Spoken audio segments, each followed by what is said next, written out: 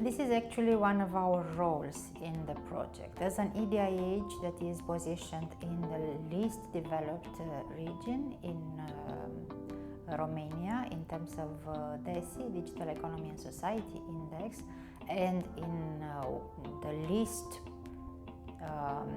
developed digital transformation country in Europe, Romania, we have a very important role.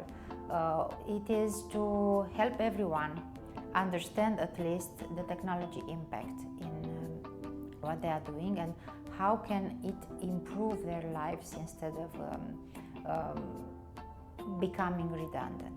So using the merit program outputs like the short-term courses on different types of technology, or attending the industry engagement workshops that are organized frequently online, involving a lot of technology solutions from all over Europe, actually supports this first important step, creating awareness about technology, creating a first layer of understanding about what technology can bring, how technology can support companies becoming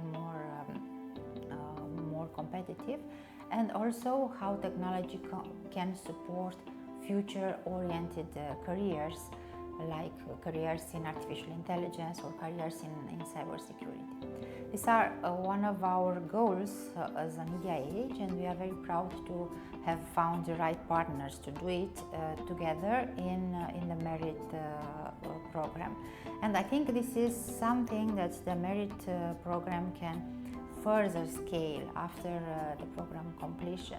How to use insights from different regions of Europe, more developed like Spain, but also less developed like Romania or the Baltics, and put those insights about what the people need, what the industry needs, into real relevant learning programs, either short-term or long-term master programs. And again, we are very happy to being able to contribute to that goal.